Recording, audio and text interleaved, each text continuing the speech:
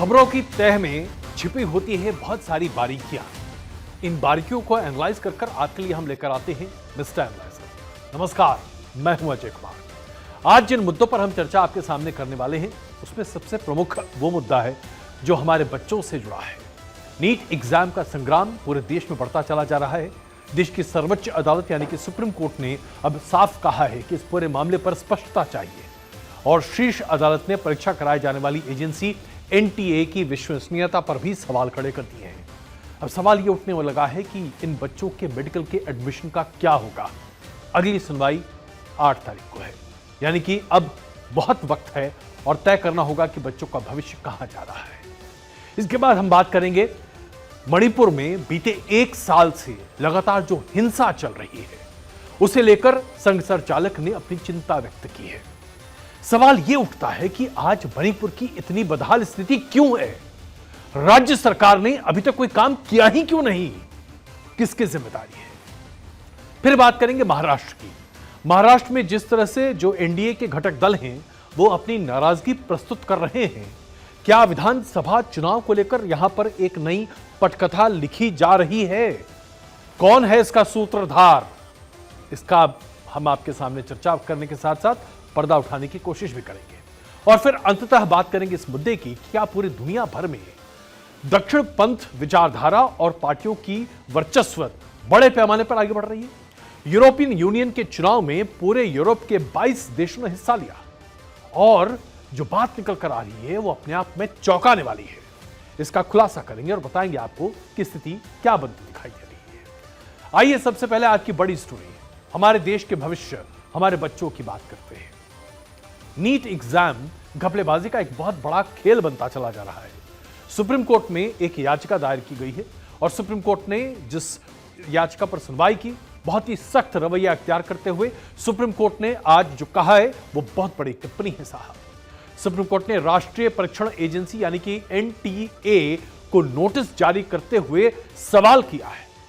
Supreme court ने इस comment को भी सामने रखा है कि नीट की पवित्रता प्रभावित हो रही है। बच्चों के भविष्य के साथ कितना बड़ा खिलवाड़ है साहब। हालांकि कोर्ट ने परीक्षा को रद्द करने की बात नहीं कही है, लेकिन काउंसलिंग पर रोक लगाने से इनकार कर दिया है। अब नीट को लेकर पूरे देश भर में बच्चों ने जबरदस्त प्रदर्शन किए हैं साहब। ये देखिए, हमारे बच्चे इस तपती धूप में बाहर निकलकर प्रदर्शन कर रहे हैं। तमाम छात्र संगठन, चाहे आप एबीवीपी की बात करें जो कि सरकार से काफी संबंधित बताई जाती है, वामपंथ दलों के छात्र संघों की बात करें, 24 लाख बच्चों का भविष्य आज दांव पर है और सभी छात्र संघ लगातार इसका विरोध कर रहे हैं। यह रिजल्ट 4 जून को डिक्लेयर किया गया। 4 जून जब पूरे देश भर में नई सरकार के लिए चुनाव के बाद मतगणना हो रही थी। परीक्षा देने वाले 67 ऐसे कैंडिडेट्स हैं जिनके ऊपर सवाल खड़ा होता है। तो क्या क्या सवाल है, लोग क्यों प्रदर्शन कर रहे हैं, ये आपके लिए जानना बहुत जरूरी है, क्योंकि आपका बच्चा भी कल को नीट का एग्जाम देगा साहब। मेडिकल में उसको एंट्रेंस मिलेगा कैसे, इसलिए आपके लिए सवाल बहुत जरूरी है। 67 बच्चों को एक ही रैंक मिली है, एक ही तरह के नंबर मिले, एक ही एग्जाम से 6 बच्चों को पहली रैंक मिली है। अब कहां किसका एडमिशन होगा जरा बताइए। मार्किंग स्कीम के हिसाब से मैक्सिमम स्कोर 720 है, 716 हो सकता है, 718 या 719 मार्क्स कैसे मिल सकते हैं साहब? आप कितने भी अच्छे मल्टी ऑप्शन ऑब्जेक्टिव टेस्ट करा लें, क्या इस तरह के स्कोर्स आ सकते हैं?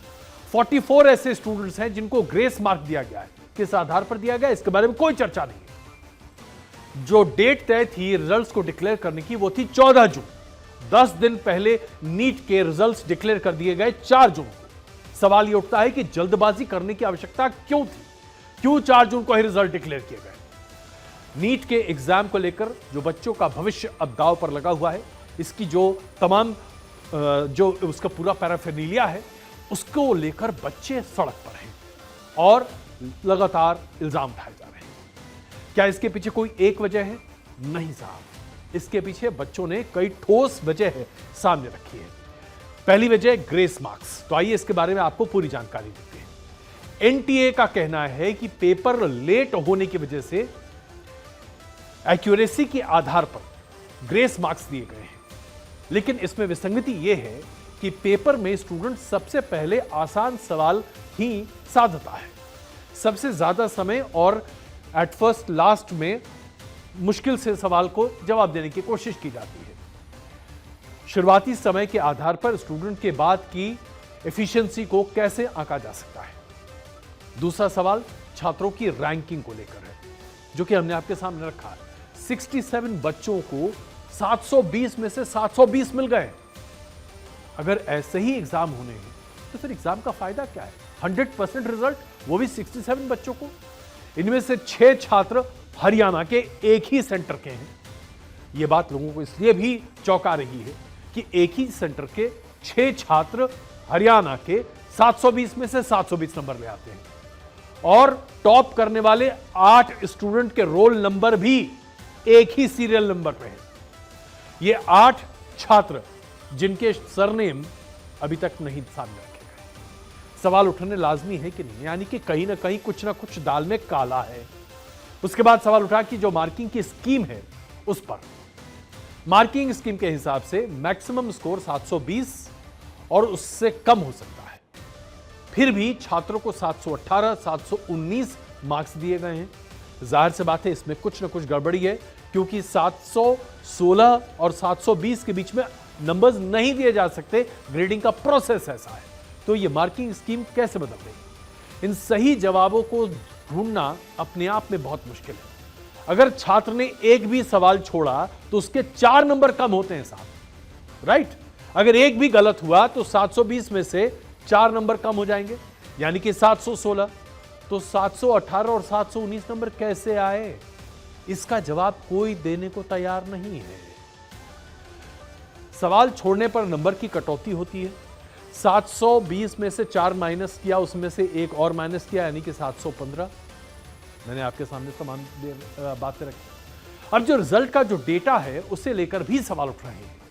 नीट के रिजल्ट के जो डेट आए, पहले जो बताया गया था वो 14 जून का था। 10 दिन पहले 4 जून को सभी नतीजे सामने रख दिए गए। इसी दिन लोकसभा का चुनाव भी सामने रखा। तो क्या इस बार जानबूझकर 10 दिन पहले रिजल्ट डिक्लेयर किया गया, क्योंकि आपाधापी पूरे देश भर में इस बात को लेकर होगी कि सरकार किसकी बन रही है, और बच्चों के रिजल्ट इसी आपाधापी में निकल जाएंगे? क्या खेला हो गया बच्चों के साथ? फॉर्म भरवाने की तय तारीख 9 फरवरी से 9 मार्च थी। बहुत से बच्चों ने आखिरी दिनों में फॉर्म भरने की कोशिश की, जिसके चलते नीट की वेबसाइट क्रैश हो गई और लोगों को बहुत दिक्कतों का सामना करना पड़ा। अभिभावक की मांग पर फॉर्म को भरने की तारीख आखिरी हफ्ते में बढ़ा दी गई, लेकिन बाद में बड़े ही रहस्यमय ढंग से फॉर्म भरने के लिए नीट की वेबसाइट को 2 दिन यानी कि 9 अप्रैल और 10 अप्रैल के लिए खोल दिया गया। अब यह जांच का विषय होना चाहिए कि आखिरकार किन परिस्थितियों में जो फॉर्म भरा जा रहा था उसके लिए जो एक्स्ट्रा डेट्स 2 दिन के दिए गए, ये कहां से आए, और इसमें किन किन बच्चों ने अपने फॉर्म दाखिल किए। उनमें से कौन कौन से ऐसे बच्चे हैं जिनको 720 में से 720 आए हैं। क्या हरियाणा के वो 6 के 6 बच्चे जिन्हें 720 में से 720 आए हैं, उन्होंने बाद में दाखिल किए गए फॉर्म में अपनी फॉर्म जमा किया? तो कई तरह की बातें सामने निकल कर आ रही हैं। एक और मसला जो कि सोशल मीडिया साइट्स पर बहुत ज्यादा है, भारत 24 इसको पूरी तरीके से पुख्ता नहीं कर सकता, लेकिन यह जानकारी आपके लिए आवश्यक है, इसलिए हम आपके सामने रख रहे हैं। एक छात्र हैं, उनके बारे में जानकारी है। उस छात्र का नाम, किस जगह की है, यह हम आपको जानकारी नहीं देना चाहते, क्योंकि वो छात्र नाबालिग है। लेकिन वो 12वीं के उनके केमिस्ट्री के रिजल्ट्स आए, उसमें छात्र फेल है। नीट में उनको 705 नंबर आ जाते हैं। ये छात्रा गुजरात के रहने वाली है। अब आप बताइए कि ये जो मार्कशीट है 12वीं की और नीट का रिजल्ट जो अभी आपके सामने है, ये अपने आप में बहुत कुछ कह रहा है साहब। लड़की को 12वीं में केमिस्ट्री में 100 में से 31 नंबर आए, 31 आउट ऑफ 100। फिजिक्स में 21 आउट ऑफ 100। लेकिन नीट में फिजिक्स में उसको 99 नंबर मिले हैं, केमिस्ट्री में 99 नंबर मिले हैं। टोटल 705 अंक हासिल हुए हैं और ऑल इंडिया रैंकिंग 1321, यानी कि मेडिकल कॉलेज में दाखिला हो जाएगा साहब। जाहिर सी बात है, इस तरह के जब मार्कशीट सामने आ रहे हैं तो सवाल यह उठता है कि क्या हमारे देश के बच्चों को प्रतिभा के आधार पर नीट में रैंकिंग मिल रही है, या दरअसल इसके पीछे कहानी कुछ और है। बीते कई सालों से नीट यूजी में शामिल तमाम छात्रों के औसत मार्क्स 279.41 थे, जो कि इस बार बढ़कर 323.55 हो गए। अब इतना बड़ा इजाफा कैसे हो गया साहब? 60 मार्क का एवरेज इजाफा, यह अपने आप में बहुत कुछ बता रहा है। इन तमाम वजहों से एनटीए जो है उसके ऊपर सवाल खड़े हो रहे हैं। इसके साथ साथ अगर हम आपको पिछले सालों का भी आंकड़ा दिखाएं तो यह बताता है कि एनटीए के आंकड़े अपने आप में जस्टिफाइबल नहीं है। आलम यह है कि फर्स्ट रैंक लाने वाले भी दिल्ली में एम्स एडमिशन नहीं ले पा रहे हैं। 685 नंबर पर 6700 स्टूडेंट हैं। जरा आप देखिए, ऐसे में इन स्टूडेंट्स को कॉलेज में सीट किस आधार पर मिल रही है, इसके बारे में कोई जानकारी नहीं है और कोई समझ नहीं पा रहा। देखिए इस पूरे मामले को और समझिए, नंबर कैसे कैसे और रैंक कैसे कैसे है, अब आपके सामने हम रख रहे हैं। 705 नंबर जिसको आता है उसका रैंक है 542। 690 अंक जिसको आ रहा है उसका रैंक है 4406। कैसे ये विसंगति है, कोई बता दे जरा। 656 नंबर जिस लड़के को आ रहा है उसका ऑल इंडिया रैंक है 25,500 और 615 अंक जिस बच्चे को आ रहा है उसका रैंक है 65,000। ये चार्ट आपके सामने है साहब। अब मैं आपसे पूछना चाहता हूं, आखिरकार किस आधार पर यह जो रैंकिंग दी जा रही है और जो अंक आ रहे हैं उसका मिलान हो सकता है? जाहिर सी बात है, नीट यूजीसी में जो परीक्षाएं हो रही थी उसने कई तरह के सवाल बच्चों के भविष्य के लिए सामने रख दिया है। रैंक और अंकों के बीच का तालमेल गायब है। एवरेज मार्किंग 45 से 60 अंक बढ़ जाती है एक साल के भीतर में। 100% मार्क पाने वाले लोगों की संख्या अचानक विस्फोटक तरीके से बढ़ जाती है। यह सब कुछ कैसे हो रहा है? जाहिर सी बात है, इस पूरे मामले को अगर आप देखें तो कई तरह के और डिटेल्स निकलते हैं। एक और आंकड़ा आपके सामने रखते हैं। 2018 में 691 अंकों के साथ एक बच्चे ने टॉप किया था। 2019 में 701 नंबर के साथ एक बच्चे ने नीट में टॉप स्थान हासिल किया था। 2020 और 2021 में 720 में से 720 पाने वाला एक टॉपर था। वहीं 2022 में 715 अंक लाकर 4 लोगों ने टॉप किया था। लेकिन इस बार साहब, इस बार तो कमाल हो गया। 67 बच्चों को 720 में से 720 आ गए साहब। अब यह कैसे संभव हो सकता है? 2016 में नीट के एग्जाम की बातें सामने निकल कर आई और इसमें साथ साथ कई तरह की गड़बड़ियां भी निकल कर सामने आई। क्या क्या गड़बड़ी है जरा ये समझिए और कैसे यह पूरा मामला है। साल 2015 में 3 मई को all India pre medical test यानी कि AIPMT का पेपर लीक हुआ। मामला सुप्रीम कोर्ट तक पहुंचा। कोर्ट के आदेश के बाद उसी साल 25 जुलाई को फिर से परीक्षा हुई। साल 2016 में AIPMT की परीक्षा दोबारा हुई और उसकी जगह फिर तय किया गया सुप्रीम कोर्ट के मार्गदर्शन में कि नीट यूजी को मान्यता देकर इसे लाया जाएगा। 1 मई को नीट यूजीसी का पहला एग्जाम हुआ और उसके बाद 24 जुलाई को दूसरा एग्जाम हुआ और इसके आधार पर एक एजेंसी तय की गई जिसका नाम था नेशनल टेस्टिंग एजेंसी NTA। मानव संसाधन विकास मंत्रालय के तहत यह स्वतंत्र संगठन है जो काम करता है और नीट परीक्षाओं को अंजाम देता है। तमाम बच्चों को इसको पास करने के बाद ही मेडिकल इंस्टीट्यूट्स में दाखिला मिलता है। इसमें सबसे बड़ी दिक्कत यह है कि इसमें सभी ऑब्जेक्टिव क्वेश्चंस होते हैं जो कि मल्टीपल आंसर के साथ होते हैं। मेडिकल एग्जामिनेशन के लिए इस तरह का टेस्ट दुनिया में कहीं नहीं होता। आमतौर पर मेडिकल एग्जामिनेशन के लिए बच्चों से लिखवाया जाता है छोटे शॉर्ट आंसर्स, लेकिन यहां पर मल्टीपल ऑप्शन है जिसमें चीटिंग और पेपर लीक बड़े पैमाने पर होता है। इस तरह के एग्जाम्स की तैयारी के लिए बच्चों को किसी न किसी कोचिंग इंस्टीट्यूट में जरूर जाना पड़ता है। गरीब तबके के बच्चे कोचिंग इंस्टीट्यूट में जाकर कोचिंग नहीं ले पा रहे हैं, जिसकी वजह से अगर आप देखेंगे तो नीट के एग्जामों में ज्यादातर अंग्रेजी मीडियम के बच्चे और अच्छे परिवारों के बच्चे ही सफल हो रहे हैं, क्योंकि उनके पास ही यह सहूलियत है कि वो मोटी रकम देकर कोचिंग इंस्टीट्यूट ज्वाइन करें। और इसके साथ साथ बच्चों में जबरदस्त प्रेशर है। यह प्रेशर उनको आत्महत्या की तरफ प्रेरित करता है। क्या ऐसे सिस्टम को आज हम देश में लागू होने देना चाहते हैं? 24 लाख बच्चों का भविष्य आज अंधकार में है एनटीए की जगह से। अब सवाल यह उठता है कि क्या इस एजेंसी की जांच पर भरोसा होना चाहिए? इस पूरे गड़बड़झाले के लिए एनटीए ने नीट के इस पूरे गड़बड़झाले के लिए अपने ही चेयरमैन को जिम्मेदारी दी है। प्रदीप कुमार जी इसकी जांच कर रहे हैं। संस्थान पर आरोप है, संस्थान के चेयरमैन ही जांच कर रहे हैं। जांच कैसी होगी साहब? क्या इस देश के नौजवानों के भविष्य को इस तरीके से अंधकार में धकेल कर कोई भी देश या कोई भी सरकार चैन से सो सकती है? यह सवाल आपके लिए तय करना आपको है, बच्चे हम सबके हैं। आज की दूसरी बड़ी खबर, लोकसभा के चुनाव के साथ ही नई सरकार का गठन हो चुका है। प्रधानमंत्री नरेंद्र मोदी तीसरी बार शपथ ले चुके हैं और उनका मंत्रिमंडल अब पूरी तरीके से काम में जुट चुका है।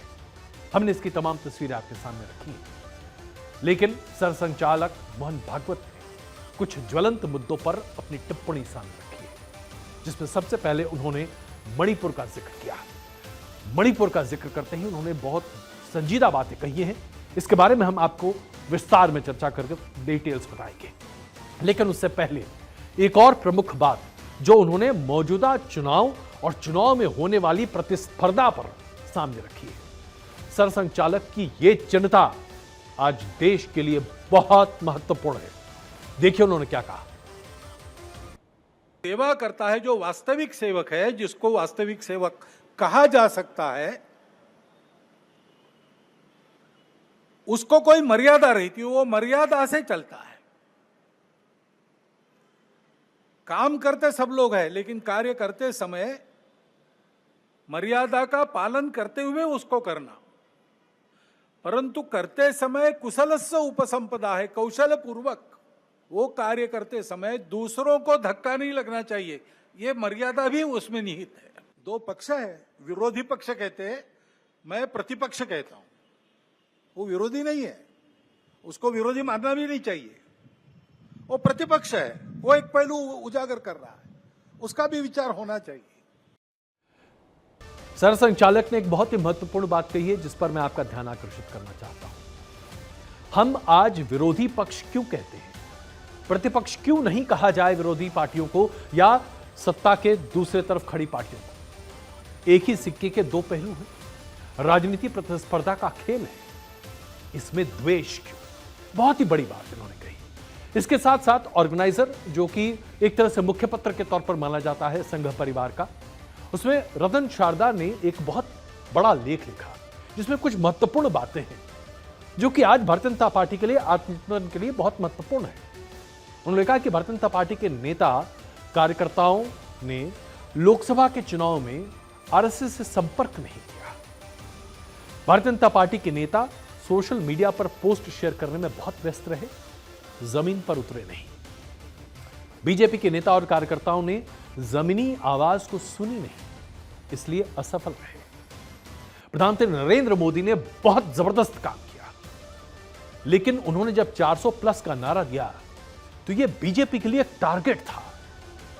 टारगेट का मतलब होता है लक्ष्य, और लक्ष्य को हासिल करने के लिए कड़ी मेहनत। लेकिन भारतीय जनता पार्टी के कार्यकर्ताओं ने और नेताओं ने सोशल मीडिया पर पोस्ट करने के अलावा, सेल्फी शेयर करने के अलावा जमीन पर मेहनत नहीं की।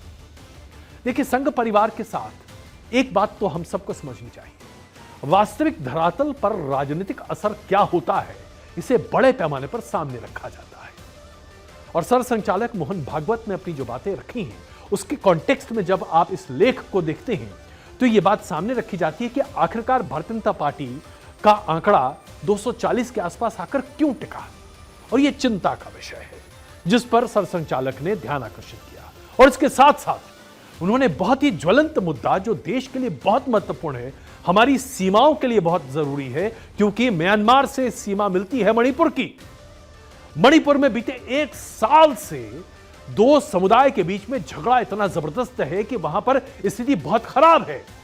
इसे लेकर सरसंघचालक ने जो अपनी बातें रखी हैं, पहले वो देखिए। 10 साल शांत रहा,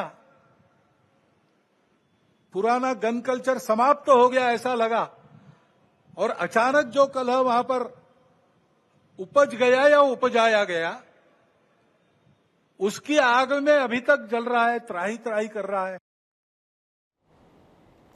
तो सरसंघचालक ने जो मुद्दा उठाया है वो इसलिए महत्वपूर्ण है कि बीते 1 साल से मणिपुर में अशांति का माहौल है, और यह बात इसलिए गंभीर हो जाती है क्योंकि राज्य में संदिग्ध आतंकवादियों ने मुख्यमंत्री बीरेन सिंह के सुरक्षा काफिले पर हमला किया।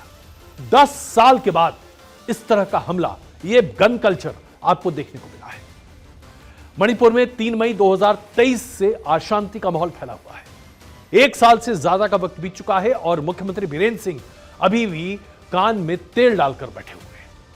आखिरकार सवाल उठता है कि मणिपुर कब तक अशांत रहेगा? कानून व्यवस्था का राज क्यों नहीं कायम हो रहा और सूबे की सरकार क्यों नहीं काम कर रही? केंद्र सरकार की तरफ से इतनी मदद दी जा चुकी है, हिदायतें दी गई हैं, चेतनाएं दी गई हैं, लेकिन मणिपुर की सरकार अपनी जिम्मेदारी का निर्वाह नहीं कर पा रही। आलम यह है कि मणिपुर के बच्चों को पढ़ाई पूरा करने के लिए केरल भेजना पड़ रहा है। इसकी तस्वीरें देखकर आज बच्चे यही सोच रहे हैं कि 4000 किलोमीटर, परिवार जरा सोचिए, 4000 किलोमीटर दूर 47 बच्चे मणिपुर से निकलकर केरल में पढ़ाई कर रहे हैं। स्थिति इतनी गंभीर है, 65,000 से ज्यादा लोग आज भी अपने घरों को तरस रहे हैं। केंद्र सरकार की तरफ से मदद बड़े पैमाने पर दी गई है, रिहैबिलिटेशन का पूरा काम होना चाहिए था, लेकिन अभी तक मणिपुर में कोई रिहैबिलिटेशन का काम नहीं हुआ है। मुख्यमंत्री पर सवाल है, बीरेन सिंह ने आखिरकार क्यों नहीं रिहैबिलिटेशन का पूरा काम वहां पर करवाया है? जो समन्वय समिति है वो क्यों नहीं बनाई जा रही है? कुकी और मैतेई समाज के बीच का जो संघर्ष है वो लगातार क्यों चलता चला जा रहा है? कब तक मुख्यमंत्री की लापरवाही और बेमन की सरकार वहां की जनता झेलती रही? यह सवाल खड़ा हो रहा है। सरसंघचालक ने जब अपनी बात सामने रखी है तो वो इसलिए क्योंकि मणिपुर में मैतेई समाज का प्रतिनिधित्व करते हैं बीरेन सिंह। जिस समाज का प्रतिनिधित्व करते हैं उसी समाज ने भारतीय जनता पार्टी को नकारा। क्यों नकारा, यह जानना हम सबके लिए आवश्यक है। इसलिए क्योंकि जमीन पर राज्य सरकार काम नहीं कर रही। एक ऐसा राज्य जहां पर बड़े पैमाने पर राइट्स हैं, जहां लोगों के साथ दरिंदगी हुई है, महिलाओं के साथ हुई है, बच्चों के साथ हुई है, अगर वहां इंसाफ नहीं मिलेगा तो लोग इसका विरोध करेंगे, और यही हो रहा है मणिपुर में। सवाल यह उठता है कि कब तक मणिपुर की सरकार यूं ही आंख पर पट्टी डालकर बैठी रहेगी, और क्यों नहीं मणिपुर की जनता इस सरकार के खिलाफ बुलंद आवाज उठाई। मोदी 3.0 के कैबिनेट ने अपना काम पूरे तरीके से संभाल लिया है और हम देख रहे हैं कि कितनी तेजी से काम हो रहा है। लेकिन क्या सब कुछ ठीक है एनडीए घटक दलों के बीच में? क्योंकि महाराष्ट्र की तरफ जब आप नजर डालें तो यहां पर गठबंधन में थोड़ी बहुत गड़बड़ होने की आवाज दिखाई दे रही है। शिवसेना शिंदे ग्रुप के बहुत सारे लोग मुखर तरीके से मंत्रिमंडल को लेकर अपनी असंतोष और नाराजगी को जाहिर करने लगे हैं। सबसे पहले देखिए श्रीरंग वार्णे की ये बात। एनडीए की पुराने सहयोगी शिवसेना है, शपथ विधि ग्रहण में शिवसेना पक्ष को होम का ये मिला, एमओएस मिला है, लेकिन मुझे लगता था कि कैबिनेट मंत्री मिलना चाहिए। कई सारी ऐसी छोटी पार्टी है जैसे कि मांझी जी की, तो हमें लगता था कि हमें कैबिनेट मंत्री एक दिया है, वो कैबिनेट मंत्री मिलने की अपेक्षा थी हमारी। तो शिवसेना शिंदे के प्रमुख एकनाथ शिंदे ने तो अपनी तरफ से कहीं कुछ भी नहीं कहा, लेकिन यह बात तो तय है कि पार्टी के भीतर बड़ा असंतोष है। 7 सांसद हैं शिवसेना शिंदे ग्रुप के, इसके बावजूद एक एमओएस का पद उन्हें दिया गया है, और यह असंतोष अब बड़े पैमाने पर सामने दिखाई दे रहा है। अब यह बात निकल कर आ रही है कि आखिरकार कैबिनेट पद क्यों नहीं दिया गया। इसके साथ साथ जब आप उनकी बातों को देखते हैं तो हाँ, यह बात बिल्कुल जायज दिखाई देती है, क्योंकि जितन राम मांझी एचएम के इकलौते सांसद हैं, कैबिनेट का पद उन्हें दिया गया है। चिराग पासवान के पास 5 सांसद हैं, पहली बार उन्हें सीधे तौर पर कैबिनेट में शामिल किया गया और वो भी कैबिनेट के स्तर पर। जेडीएस को भी 2 सीटें मिली थी, वहां पर भी सीधे कैबिनेट दे दिया गया। तो ये तमाम बातें अब लोगों को अखरने लगी हैं। यहां तक कि नेशनल कॉन्फ्रेंस की बात, जब माफ कीजिएगा एनसीपी की बात करें तो एनसीपी अजीत पवार गुट ने तो मंत्रिमंडल में शामिल होने से ही इनकार कर दिया। एनसीपी ने कहा है कि प्रफुल्ल पटेल कैबिनेट मंत्री के पद पर रह चुके हैं यूपीए सरकार के दौरान। ऐसे में मोदी सरकार में जब उन्हें राज्य मंत्री का पद दिया जा रहा था स्वतंत्र प्रभार से, तो यह कैबिनेट रैंक से नीचे है। लिहाजा एनसीपी अजीत पवार ने इससे इनकार कर दिया। इसमें कोई शक नहीं है कि उन्हें एक ही सीट मिली थी, इसके बावजूद उनकी उम्मीदें थी। उनकी नाराजगी भी बहुत ही दबे अंदाज में सामने आ रही है। बात सही है कि हमको राज्य मंत्री स्वतंत्र प्रभार के बारे में सूचना मिली, लेकिन मैं स्वयं भारत सरकार का कैबिनेट मंत्री पहले रह चुका हूं और इसलिए हमने उनको यही कहा कि भाई देखिए, ये आपने जो ऑफर दी है, हमें खुशी है कि आपने हमको एक सूचना भेजी, लेकिन मेरे लिए थोड़ा ये कठिन है कि हम ये पोस्ट को हम पूर्वी में मैं कैबिनेट मंत्री रहे कारण मैं नहीं स्वीकार कर सकता। तो ये तमाम बातें जो बाकी निकल कर आ रही हैं और प्रफुल्ल पटेल की जो कहनी थी, जो कथन था, ये अपने आप एक बहुत ही सोफिस्टिकेटेड तरीके से नाराजगी को प्रस्तुत करने का तरीका था। महाराष्ट्र में लोकसभा के चुनाव के बाद से हलचल बहुत तेज हो गई है। शरद पवार की पार्टी जहां 10 सीटों पर चुनाव लड़कर 8 जीत पाई, जहां उनका स्ट्राइक रेट 80% है, वहीं उनके भतीजे अजीत पवार एनसीपी में 4 सीट पर अपने उम्मीदवार खड़े कर पाए और 1 सीट जीते, यानी कि 25% का स्ट्राइक रेट। मंत्री पद भी उनको नहीं मिला। शरद पवार की एनसीपी और अजीत पवार की एनसीपी जो सीटें लड़ रही है, उसके आधार पर यहां पर अब थोड़ा बहुत ग्रेविटेशन पुल होता हुआ दिखाई दे रहा है। विधानसभा चुनाव के कॉन्टेक्स्ट में जब आप चीजों को देखते हैं तो फिर बहुत ही अलग स्थिति दिखाई देती है। इसके बारे में हम चर्चा करेंगे, लेकिन हम आपको एक बात पहले ही बता देना चाहते हैं। एनडीए के घटक दल, खास करके 3 घटक दल, या यूं कहें कि मैं 4 का नाम ले सकता हूं, चाहे आप जेडीयू की बात करें नीतीश कुमार जी की, चाहे आप चंद्रबाबू नायडू जी की पार्टी की बात करें टीडीपी की, या फिर शिवसेना शिंदे या एनसीपी अजीत पवार, ये चारों पार्टियां इस बात पर उम्मीद लगाए बैठी हैं कि टीडीपी की मांग है कि संसद में स्पीकर, लोकसभा का स्पीकर टीडीपी का होना चाहिए। ये चारों पार्टियां इस बात को लेकर पूरे तरीके से मुतमईन हैं कि टीडीपी को स्पीकर का पद मिलेगा। अब आप सोचेंगे कि स्पीकर का पद लेने के लिए इतनी होड़ क्यों मची हुई है? वो इसलिए क्योंकि हमने आपको मिस्टर एनालाइजर के अपने शो में ही बताया था कि एनडीए के घटक दलों में एक बहुत बड़ा डर है, एक भय है, और वो डर इस बात का है कि अगर जो बीजेपी की पुरानी परिपाटी रही है, जिसमें भारतीय जनता पार्टी किसी भी कीमत पर सत्ता हासिल करने के लिए पार्टियां तोड़ सकती है, और यह हुआ है, हमने देखा है। महाराष्ट्र में आपने देखा, बिहार में आपने देखा, गोवा में आपने देखा, कई जगहों पर ऐसा हो चुका है। तो घटक दलों में एक बहुत जबरदस्त डर है, कोई बोलता नहीं है, लेकिन धीरे धीरे इस बात को चर्चा में लाया जा रहा है कि अगर स्पीकर बीजेपी का हुआ तो फिर जिस तरीके से महाराष्ट्र में आज भी स्पीकर के फैसले पर सुप्रीम कोर्ट का फैसला अटका हुआ है और सरकार चल रही है, उसी तरीके से लोकसभा में भी पार्टियां टूट सकती हैं और पार्टियों से टूटे लोग बीजेपी में शामिल हो सकते हैं और बीजेपी का स्पीकर उसे बिल्कुल गलत नहीं ठहराएगा। तो टीडीपी के स्पीकर के लिए हर कोई उम्मीद लगाकर बैठा हुआ है, तमाम घटक दल। और इसी कॉन्टेक्स्ट में अब आप महाराष्ट्र की राजनीति देखिए। महाराष्ट्र की राजनीति में क्या हो रहा है?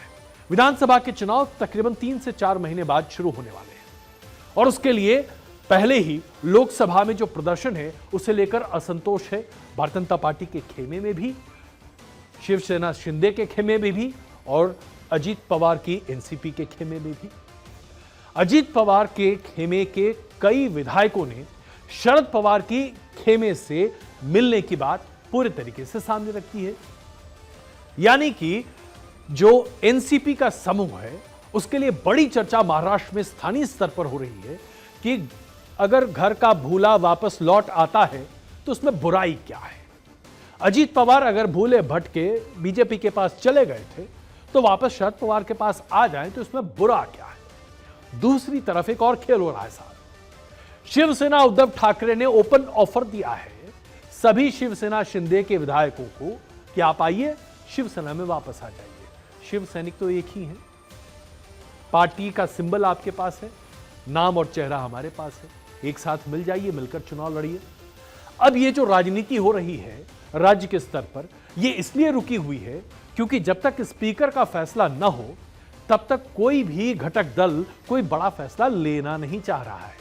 अंदर खाने यही बातें चल रही हैं और महाराष्ट्र में जमीन से जुड़े तमाम पत्रकारों के पास ये खबर है साहब। इसके साथ साथ भारतीय जनता पार्टी के भीतर ही एक बहुत बड़ा फेरबदल हो रहा है। देवेंद्र फडणवीस को लग रहा था कि उनको महाराष्ट्र में मिली शिकस्त के लिए जिम्मेदार ठहराया जाएगा। उन्होंने पहले ही इस जिम्मेदारी को ओढ़ते हुए कहा कि मैं अब डिप्टी चीफ मिनिस्टर के पद से इस्तीफा देना चाहता हूं। मान मनोवल के बाद उन्हें रोका गया है, लेकिन इसमें कोई शक नहीं है कि महाराष्ट्र में भारतीय जनता पार्टी के संगठन में एक बड़ा फेरबदल होने वाला है और यह फेरबदल बहुत जल्द आपको देखने को मिलेगा।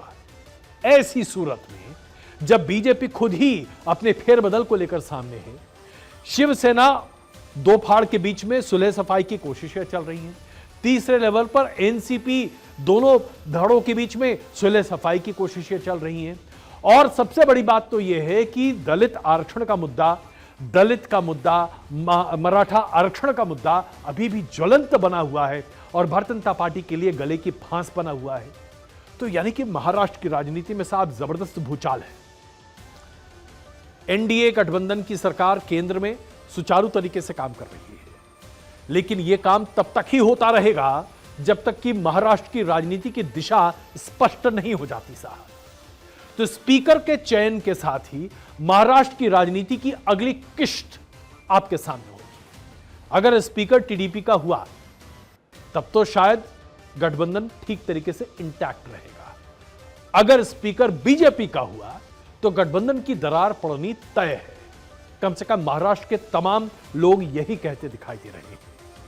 हालांकि इससे सरकार पर कोई फर्क नहीं पड़ता और ना ही इस पर असर पड़ेगा, लेकिन गठबंधन के लिए यह सूरत हाल ठीक नहीं होगा। हमें उम्मीद है कि भारतीय जनता पार्टी इन सब तमाम तथ्यों पर पहले से विचार कर ही रही होगी। कोई भी इतनी आसानी से एक अच्छी सरकार को डगमगाता हुआ तो नहीं देखना चाहेगा। आज की आखिरी स्टोरी आपके सामने प्रस्तुत करते हैं। पूरे देश ने देखा, पूरी दुनिया ने देखा कि प्रधानमंत्री नरेंद्र मोदी की अगुवाई में भारत में एक स्पष्ट सरकार बनी है। गठबंधन की है लेकिन स्पष्ट। लोकतांत्रिक तरीके से, लोकतांत्रिक परंपरा को भारतीयों ने बड़े पैमाने पर दुनिया के सामने रखा। 144 करोड़ लोगों ने मतदान में हिस्सा लिया साहब। इससे बड़ा लोकतंत्र का जलवा और उत्सव कहां देखने को मिल सकता है। लेकिन एक और जगह है, एक पूरे हम कॉन्टिनेंट की बात कर रहे हैं, यूरोपियन कॉन्टिनेंट, जहां पर भी मतदान हुआ है साहब, यूरोपियन यूनियन का। और इस बार का जो यूरोपियन यूनियन का जो मतदान है उसने पूरी दुनिया को चौंका कर रख दिया है, क्योंकि दक्षिण पंथ राइट विंग पार्टियों ने बड़े पैमाने पर अपनी जीत हासिल की है। अब इसका परिणाम क्या होगा? सबसे पहला, जो इमिग्रेशन पॉलिसी है यूरोपियन यूनियन की, उस पर बड़ा असर पड़ने जा रहा है। यानी कि कोई भी व्यक्ति मुंह उठाकर शरणार्थी के तौर पर अब यूरोप में नहीं पहुंच पाएगा। सरकारें इस पर रोक लगाएंगी। खास करके अरब और तमाम देशों से बड़े पैमाने पर जो शरणार्थी इटली, ग्रीस और टर्की के रास्ते होते हुए यूरोप पहुंच रहे हैं, इन सब पर रोक लगाने की बड़ी कोशिशें होंगी। दक्षिण पंथ हावी होने के साथ ही सरकारें अपने वेलफेयर मैकेनिज्म्स पर भी रोक लगाती हुई दिखाई देंगी। और इसके साथ साथ कई ऐसी सरकारें हैं जिनके अस्तित्व पर ही सवाल खड़ा हो गया है। बात कहेंगे भाई यूरोपियन यूनियन का चुनाव था, देश का इससे क्या लेना देना। लेकिन साहब यही तो स्थिति है। जैसे ही यह तस्वीर साफ हुई कि यूरोपियन यूनियन में फ्रांस की जनता ने दक्षिणपंथी फ्रांस की पार्टी को ज्यादा समर्थन दिया है, तो हजारों की संख्या में लोग इकट्ठा हुए, प्रदर्शन करने लगे, खुशी में झंडे फहरा रहे थे। यह तस्वीरें आपको हम दिखा रहे हैं। जैसे ही बातें सामने निकली, कहा गया कि फ्रांस में मैक्रो की सरकार अल्पमत में आ सकती है, क्योंकि फ्रांस की जनता ने कट्टरपंथी दक्षिणपंथ पार्टियों को अपना मत दिया है। फ्रांसीसी राष्ट्रपति इमैनुअल मैक्रों को यह बात बहुत आपत्तिजनक लगी और उन्होंने आनंद फानंद में तुरंत चुनाव कराने का फैसला कर दिया, यानी कि स्पॉट चुनाव। और इसी महीने यह चुनाव होने वाला है साहब। अब इसमें क्या बात निकल कर आ रही है? फ्रांस में जो चुनाव होने जा रहे हैं उसमें दक्षिणपंथ पार्टी की नेतृत्व करती हुई मेरीना ली पेन, जो इनकी पार्टी का नाम है नेशनल रैली, वो लगातार उनका कद बढ़ता चला जा रहा है। उन्होंने भंग करने की बात की कि भाई अब आप राष्ट्रपति नहीं रह सकते। ऐसे में अब चुनाव होंगे, 30 जून को पहला मतदान होगा और 7 जुलाई को उसके बाद फिर वोटिंग होगी और तय होगा कि आखिरकार क्या होने जा रहा है फ्रांस में। यानी कि फ्रांस की सत्ता हिल गई साहब यूरोपियन यूनियन के चुनाव के साथ।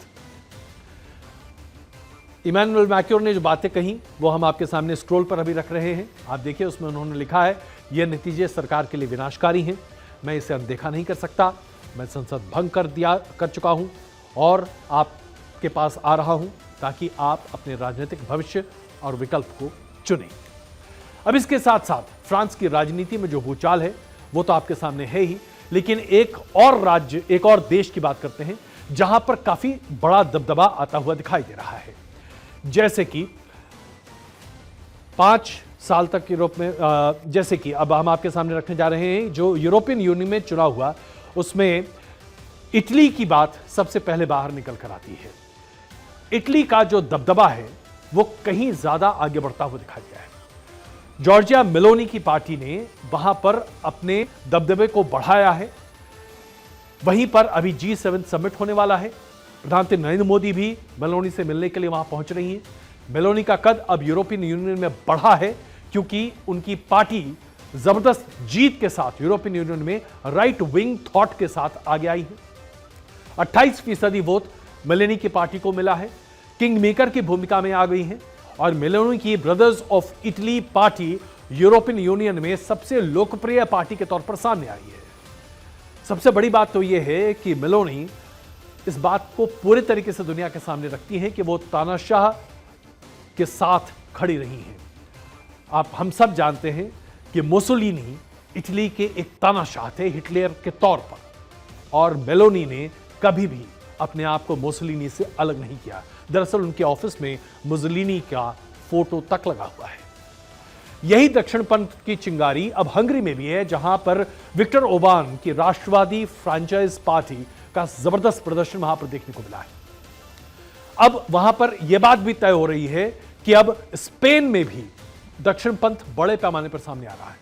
यहां पर भी जो चुनाव हुए थे, जो देश के चुनाव थे, वो अपने आप में दक्षिणपंथी पार्टियों के दबदबे को दिखा रहा था, लेकिन अब स्पेन में भी बड़े पैमाने पर दक्षिणपंथ सामने आ रहा है। हालांकि यूरोप में जिस तरीके से दक्षिणपंथ का कब्जा होता चला जा रहा है, उसके बाद क्या क्या चीजें होने वाली हैं। सबसे पहली बड़ी बात, जो तमाम वेलफेयर स्कीम्स आज यूरोप के कई देशों में चल रही हैं, उन वेलफेयर स्कीम्स पर अब आप नकेल लगते हुए देखेंगे, क्योंकि राइट विंग पार्टीज डोल पॉलिटिक्स पर यकीन नहीं करती है। कल्याणकारी योजनाओं में बड़ी कमी आई और इसका सीधा फायदा व्यवसाय या बिजनेस हाउसेस को बड़े पैमाने पर होगा, क्योंकि टैक्सेशन को कम किया जाएगा। आज की डेट में यूरोप के कई देशों में 40% से 55% तक टैक्सेशन है। इस टैक्सेशन की दर को 30% के आसपास लाने की बातें चल रही हैं। उद्योग का फायदा होगा। इसके साथ साथ यूरोपियन यूनियन में आज एक बहुत बड़ी समस्या है बेरोजगारी। बेरोजगारी को कम करने का सीधा समाधान राइट विंग पार्टीज मानती हैं बड़े पैमाने पर इंडस्ट्रियलाइजेशन, इंडस्ट्रीज लगाना, फैक्ट्रीज लगाना, इंडस्ट्रियल प्रोडक्शन बढ़ाना, तभी बेरोजगारी दूर हो सकती है।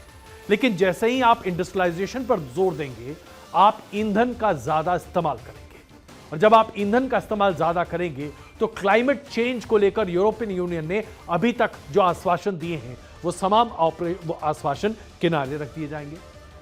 इसका पूरा प्रभाव दुनिया के जलवायु प्रदूषण पर बड़े पैमाने पर पड़ेगा।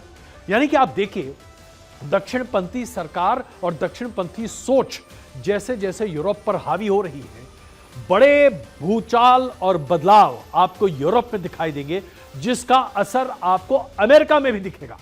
आप सोचेंगे क्या बात हो रही है, यूरोप से हम अमेरिका कैसे पहुंच गए? अमेरिका में असर इसलिए दिख रहा है क्योंकि अमेरिका में डेमोक्रेट पार्टी के लीडर हैं जो बाइडेन। जो बाइडेन की लोकप्रियता आज ट्रंप के मुकाबले सिर्फ 1% ज्यादा है। डोनाल्ड ट्रंप के ऊपर तमाम तरह के आरोप हैं, जेल वो नहीं जाएंगे, लेकिन ऐसे आरोपित राष्ट्रपति के उम्मीदवार को अमेरिका ने पहली बार देखा है। रिपब्लिकन पार्टी कंजर्वेटिव है, राइट विंग पार्टी है, और वहां पर बड़े पैमाने पर रिपब्लिकन पार्टी का समर्थन बढ़ता चला जा रहा है। यानी कि जिस तरह से आज हमने भारत में दक्षिणपंथी सोच के उबार को स्थापित होते हुए देखा है, प्रधानमंत्री नरेंद्र मोदी और भारतीय जनता पार्टी दक्षिणपंथी सोच और विचारधारा के प्रतिनिधि हैं। बीते 10 साल से भारत में मोदी सरकार है, अगले 5 साल मोदी सरकार है। दक्षिणपंथी सोच भारत पर भी बड़े पैमाने पर है, लेकिन भारत में दक्षिणपंथी सोच के साथ साथ वेलफेयर स्कीम्स बड़े पैमाने पर है, लेकिन दुनिया में दक्षिणपंथी सोच के साथ वेलफेयर स्कीम्स कम हो जाती है, टॉलरेंस कम हो जाता है और इंडस्ट्रियलाइजेशन पर जोर दिया जाता है। तो पूरी दुनिया पर आप ये कह सकते हैं कि आज 50 साल पहले जहां एकजुट होने की बातें कही जाती थी, आज वहां सेग्रीगेशन की बात हो रही है। दक्षिणपंथ सोच, राइट विंग आइडियोलॉजी हावी हो रही है। इंडस्ट्रियलाइजेशन और इकोनॉमिक प्रोग्रेस आगे बढ़ रहा है, इसके ऊपर जोर होगा और वेलफेयर स्कीम्स कम होती दिखाई देगी। आने वाले दिनों में हो सकता है कि हिंदुस्तान में भी इसका असर आपको देखने को मिले। तो ये जो तमाम हमने आपके सामने वर्ल्ड इमेज सामने रखी है, ये इसलिए क्योंकि कई बार अंतरराष्ट्रीय डेवलपमेंट्स देश के डेवलपमेंट्स पर भारी पड़ते हैं और उसका असर भी देखने को मिलता है। मिस्टर एनालाइजर में आज के लिए बस इतना ही। लगातार देखते रहिए बात 24। बहुत धन्यवाद।